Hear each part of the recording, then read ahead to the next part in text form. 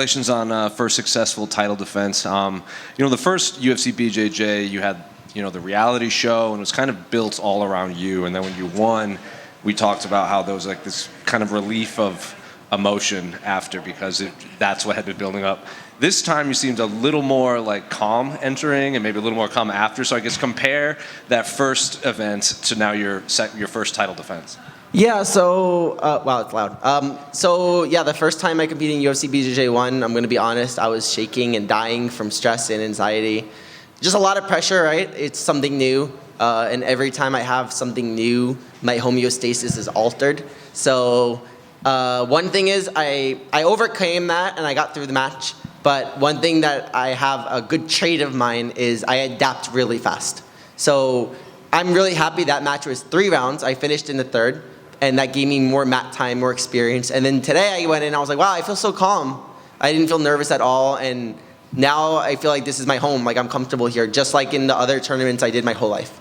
So sometimes it takes me 1 or 2 times, but I feel like I definitely had more experience and more like typical Mikey this time.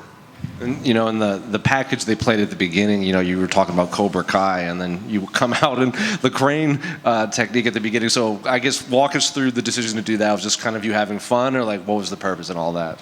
With the hands, like yeah. So no, I've been just studying my karate before this. I prepared for this match only doing karate and kung fu. I don't know, when I compete, I'm just literally trying to come forward and attack every second.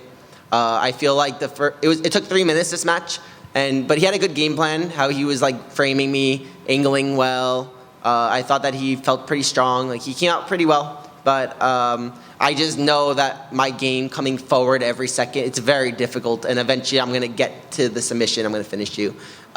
Something I said before the match was that every match I'm in, I try to get 1 attack going every 20 seconds. There's 5 minutes in a round and 20 seconds, so 3 in a minute, right? So then that's 15 attacks in 1 round. So if I do that 3 times, we're doing math right now, that's 45 attacks, right? So I just did math.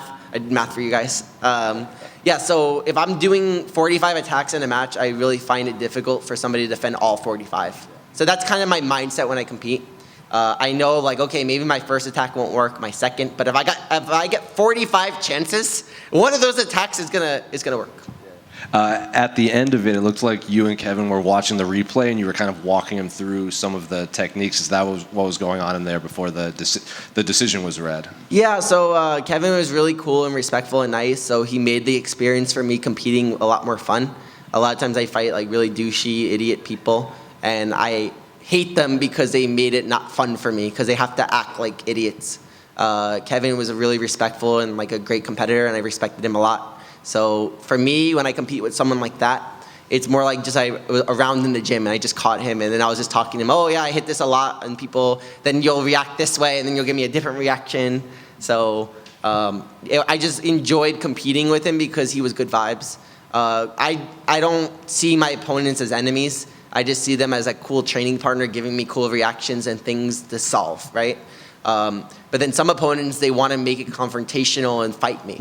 And honestly, that's a mistake because I'm way more aggressive and mean if they do that. I just don't speak well in interviews at that moment, but I'm way more aggressive. I think the vibe with me is to be really nice because then I don't want to hurt you. I'm really kind. Claudia was in here and she said it might get hard for you to find you opponents because maybe you're too good for people that they want to match you up with. Have you had this vibe, like this feeling of it might get hard to find big named opponents for you here at UFC BJJ? Well, I've been undefeated in my division for over 8 years. I think 9 years almost now. So I've been consistently at the top, and that's a good problem. Yeah. I would love that to be the problem. Oh, you're too good for the people in your division. Okay, sure, that's nice. But I'm a big critic of myself. I'm always getting better, always improving. So even today with 3 minutes, I'm like, oh, I could have done this better, I could have done that better. So I'm a perfectionist. There's always things I could improve on. And I don't know, I think that there's a lot of great opponents that could challenge me and push me. One person I really want to compete with is Baby Shark. Unfortunately, I didn't get the chance. I've tried 8 times now, I think 7 or 8 times. I wanted that match so bad. Like, you could hear it in my voice how much I want to fight that fucking guy. But I'm not able to at the moment, so whatever. I'm just going to keep getting better, and I was the best in the world in the gi, and I definitely have done everything in no gi in my division as well. So I don't think there's anything else I could do except keep getting better, and in life, in jiu-jitsu, and everything. And that's what I'm here to do. Last one for me. You gave Tylenol a shout out at the end. What was the thought process in that? I don't know. I'm just being the class clown. Mikey over here. Hey, Mike. Hey, Mikey over here. Over here. Someone you spent some time with, Derek Moneyberg, I don't know if you saw, but Sean Strickland is suing him for defamation. You've made some comments about him before. Have you seen that Sean is suing him? And B, can you clarify your comments about his black belt?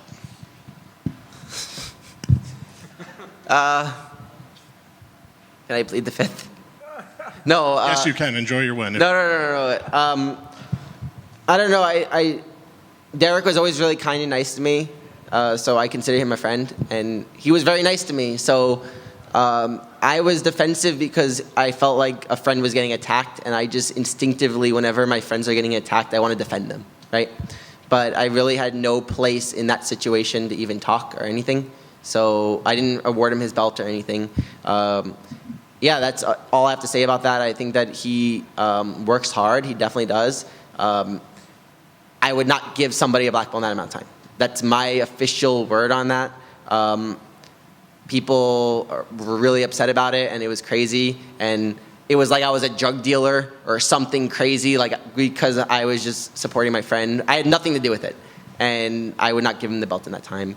I think that this hopefully motivates him to just keep training and working hard, and maybe this will will be like another year or two with him like this. But then he'll be very high level at the end of it, right? From all the criticism, him working hard. So, and he has good coaches around him. So that's all that matters, right? That he's training, working hard.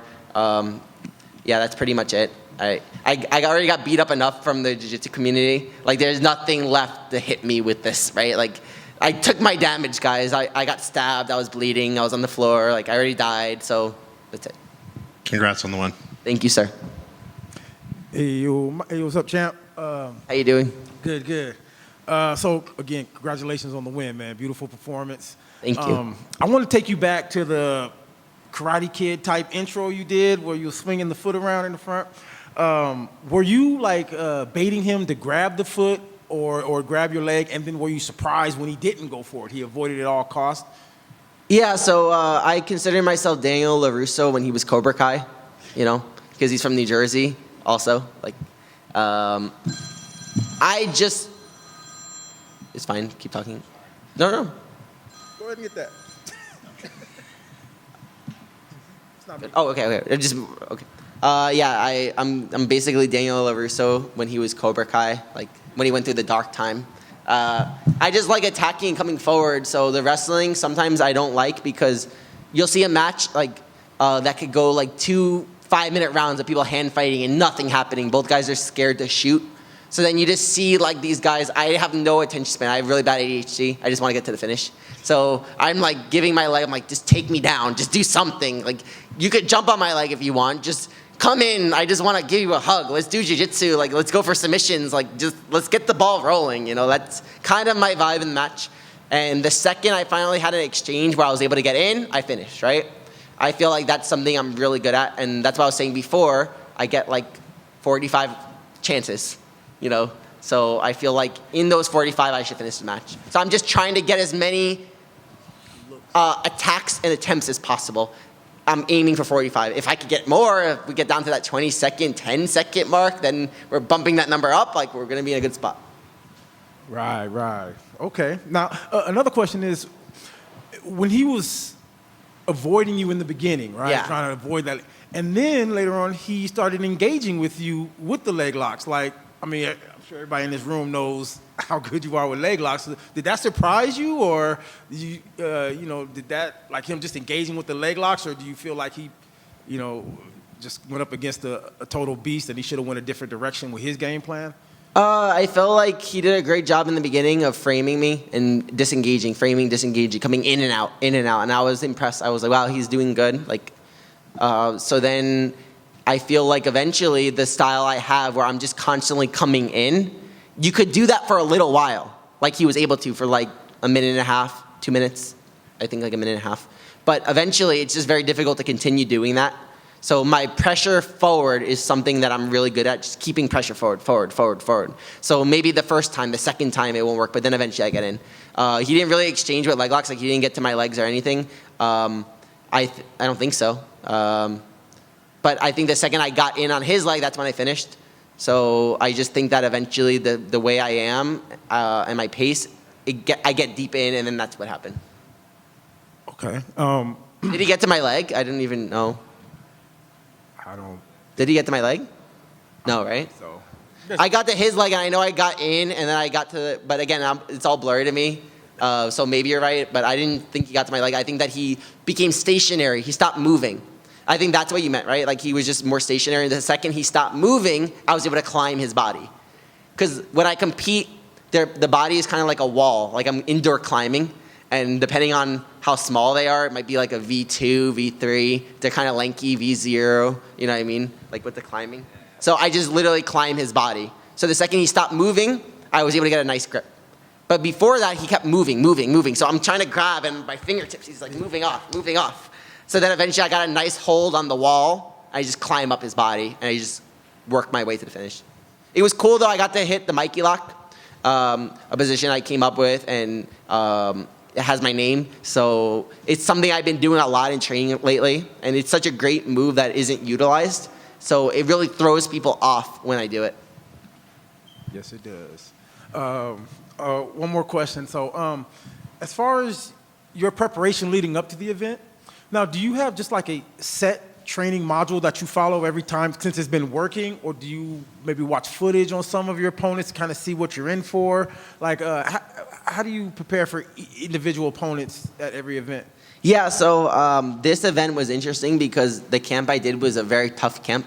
I trained a lot with Joseph Chen, Nicky Ryan, Jeremy Skinner, Kenta. So I had a lot of high-level middleweights training with me every day for like a month or so. And I feel like that made me very tough because my homeostasis was competing with like middleweights in training, and they're so tough. So I feel like when I went back to my weight class, I was like, oh my God, like this feels great. Like they're not the size of those people and those monsters, right? So I am very big with perception. I'll always make my preparation harder than my match. So whenever I go into my match, I'm always feeling that the person's less than what I prepared, right? So then at the end, Professor Cobringer helping me. Also, my main training partner, Coco, helping me. He was here helping me as well. He came from Japan. He's my little brother. I love him. Mikey over here. You just mentioned there, how relief you feel with a friendly build-up with a guy like Keven Carrasco compared to maybe other guys I've tried to rouse. It just makes it fun. Again, like the type of person I am, like I am not I don't like confrontation. I don't like fighting. I'm this nerdy, like non-confrontational person. So it makes me enjoy jiu-jitsu when the person could be respectful and nice. I have no beef with anyone, But then these people want to bring that fire to me, and I'm just like, screw you. Let me enjoy jiu-jitsu. Well, I think of that match with Gabriel Souza you had last year. So, how does a week like this compare to that one? Oh my God, this is like so nice and good vibes. Like I can make jokes with my opponent. We're going hard, but like respectful, like good vibes, It's not like shoving or like weird things, Like even Kevin before, like we're just standing there and we're both like, oh, we have nothing cool to do. I'm like, oh, just take my glasses. So it was good vibes, you know what I mean? Like I prefer that, and I think that is nice because people that most likely wouldn't be competitors would be actually doing jiu-jitsu more if there were people more with this energy. I think that the other people ruin it for other people to compete. Like, I think that other personality would make someone like myself not compete in jiu-jitsu. And I stuck to doing it, but a lot of people probably don't because of that. So it kind of ruins the sport for people more like me that wouldn't want to be in an environment like that. Like, they enjoy that confrontation and energy, I hate it, and it makes me like pissed at the person for making me not like what I'm doing. For sure. On a lighter note, I mean, you just mentioned training with guys like Joseph Chen, Kenta, Nicky Ryan, all those B team guys. So what was the dynamic like, and how was it like working with them? Oh, it was great. I think that one thing that helped me so much was they were all helping me so much and pushing me, and they're just all so technical. And I think the biggest thing I got from that training was I really got better with my finishing mechanics. I spent 2 months just perfecting how to break legs and submissions like that. Every time I get a spot, I'm gonna finish. So I feel like I prioritize finishing more. Usually, in the past, I prioritize entrances and getting to spots. This camp was completely just finishing. So in my mind, I wanted it that anytime I get to a spot, it's done, which is what happened tonight. Like it was my first entrance in, right, that I finished. So that's kind of the level I'm at now, where like I'm getting like every time I get into a spot, I'm finished. But it took me 2 months of obsessing. Nicky Ryan helped me a lot with my finishes. Jeremy Skinner as well. All these guys were helping me so much with my breaking mechanics and finishes, and I think that extra layer, I think, made me another level. Mikey over here, congratulations. I want to take it back. I want to ask you, you did the debate with Craig Jones on Demetrius Johnson's channel. I want to say thank you because I feel like I learned a lot about the business listening to you three, and I'm sure a lot of people did too. I was just wondering what kind of feedback you got, because I would imagine, it was very helpful for your peers to kind of hear how things run behind the scenes, and maybe some of the people you're in business with to learn a little more about how things work. Yeah, so the debate with Craig was actually really an awesome experience besides being wasted drunk at like 10 a.m. Like I was like face down in my bed after, like really out of it. But yeah, it was really good because the big thing that we got from is Craig and me both wanted to help grow jiu-jitsu, and we had different ways of doing it, but we were both like, we both had the same good energy. Like we had good intentions, both of us, And I feel like Craig and me like kind of bonded from that time, so it was all good blood. And I feel like, I think that podcast got like 1.2 million views just alone. So like everyone watched it, It was like really viewed, like it was viewed a lot. And I think that we made a lot of good points about growing our sport. And it's still a very volatile sport, but I do feel like we're doing a lot of good things. And Craig and me might do a travel series soon. He's going to Asia, and I might go too. So like we might do some cool content together soon. We're good. Like we're cool. We're pretty cool. It's more like big brother love. Like when we go back at each other, but it's love, like good vibes. It was very good fun to watch. I do gotta ask, did the text message ever get sent to try to have him corner you tonight? Yes. He was supposed. I messaged him. Like I'll tell you the exact message I sent. If you guys want me to. Please. Okay. Of course. Put it on the screen. Let's see. 1 second. Hey, dude, just confirming you're coaching me for my match. But he's, I think, going to. I think he was in Mexico. And I was trying to guilt trip him to come a bit. I kept messaging him. I was like, dude, you're coming, right? You're coming, right? But he couldn't come, unfortunately. I thought it was going to be hilarious. I wanted him to give me Tylenol in between rounds. Like we were going to do that. And maybe both wear Derek Moneyberg shirts. And no, but I just see all this stuff as like a game. And like I used to take everything so serious. And like I feel like I'm getting better now at not taking things so serious and literal, Like the jiu-jitsu community is kind of like that big brother to you that like they beat me up a lot, but now I'm getting used to it. So like I think that Craig helped me a lot get better with that, and the jiu-jitsu community also. Well, hopefully you two could team up on the next one. Yeah, I wanted him to come. I really wanted him to. It would have been fun, but unfortunately not. I'm pretty sure he disappeared in Mexico. Yeah, he went off the grid for a little while. Maybe I'll go look for him. I know the talk earlier was about the toughness that they're having to try to find opponents for you. And then you set these goals for yourself to trying to do these multiple takedowns. You come out there and you do the karate legs.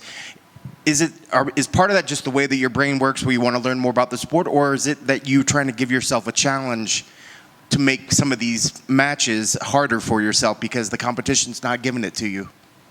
I just think that I'm a perfectionist, and every movement I do, I want to do as perfect as possible. You would think I'm nuts. I am nuts, but I would say like there's times that I've won worlds, like black belt worlds, and I'll do a move, and I'll look back at that like 4 years ago, and I'll look like, oh, I sucked there. Like the move I did worked in world's finals, but it wasn't the most efficient, best way to do it like I would do it now. So then I think it sucks. So I'm very like, everything I do, I want to make it the most efficient, the most smooth, and I'm constantly seeking perfection. It's impossible to actually reach, but that mentality makes me keep growing. And I also am never really confident or cocky. I've never been like that. Like even though I'll win matches like this, I'll never go in like I'm gonna kill him. Like you'll never see me like that. So I think because I'm not like that, it makes me constantly get better because I do think everyone's training hard to beat me. Like I'm the guy that everyone's studying, watching, right? So they're training their butts off to beat me.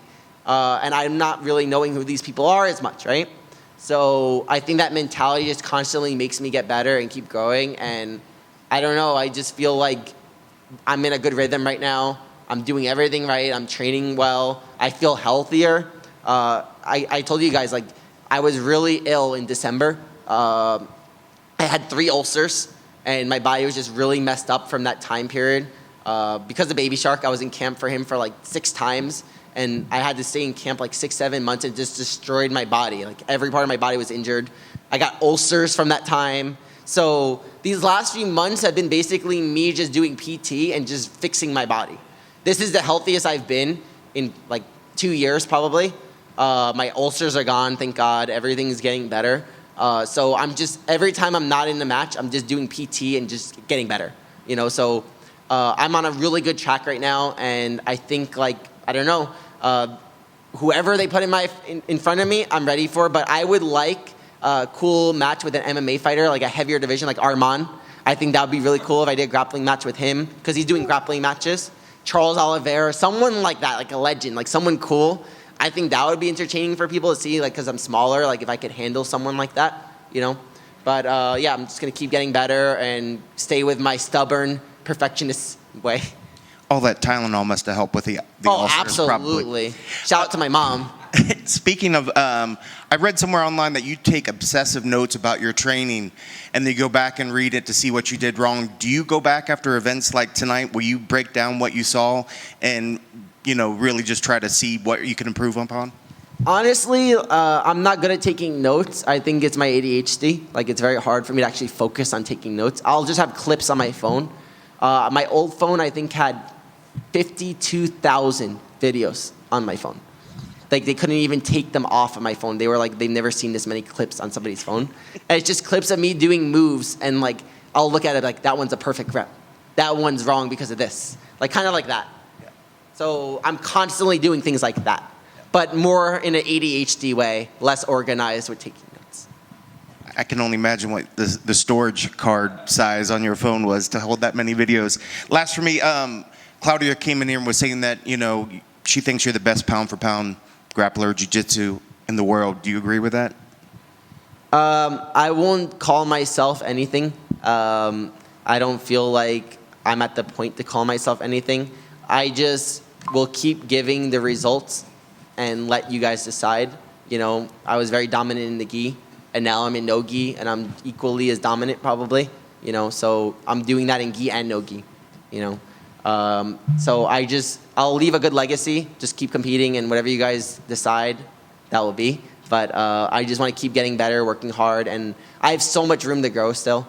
I keep getting better every day. Like, I told you how much I improved in this camp compared to my last match with Harrison. I'm significantly better now, so I'm going to just keep getting better and better, and we'll just see where, at the end of my career, what you guys think.